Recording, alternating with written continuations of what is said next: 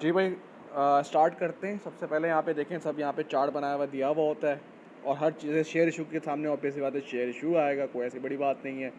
कितने share issue किए हैं देखें, 50,000 शेयर इशू किए हैं 1 रुपये के, तो 50,000 आ जाएगा शेयर इशू। यहाँ टोटल में 50,000 आ गया। फिर लिखा हुआ है प्रॉफिट फॉर द ईयर, जाहिर सी बात है ये रहा प्रॉफिट फॉर द ईयर। इसमें देखो जो चीज़ें लिखी हुई होंगी आप उसके सामने वो डालते रहोगे। फिर प्रॉफिट में से हम क्रिएट करते हैं रिजर्व सेविंग।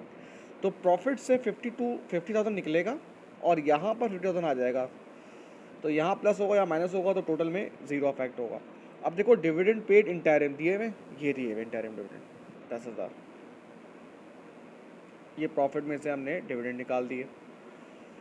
और लास्ट है फाइनल डिविडेंड दिया हुआ है आपने 0.10 पर शेयर। पहले देखना ये होगा कि टोटल शेयर्स कितने हैं। देखो पहले आपके पास 1,50,000 थे, फिर आपने 50,000 शुरू किए, तो ये कितने हो गए 2 लाख। और हर शेयर पे कितना डिविडेंड दे रहे हैं आप 0.10, कितना हो जाएगा ये 20,000। इसको आप टोटल कर लीजिएगा, ये आ गया 2 लाख। 75 + 50 1,25,000, ये आ जाएगा 4,20,000 और लास्ट वाला 745,000।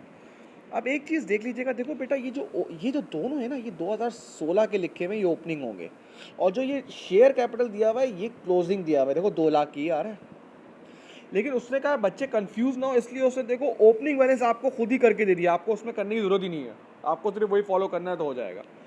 अब उसके बाद वो कहता है कि SFP में बना दो भैया आप सब कुछ। ये देखो पहले क्या लिखा हुआ है, ये एडिंग आएगी ordinary share capital and reserve. देखो भाई ऑर्डिनरी शेयर कैपिटल कितना दिया हुआ है, देखो ऑर्डिनरी शेयर कैपिटल 2 लाख।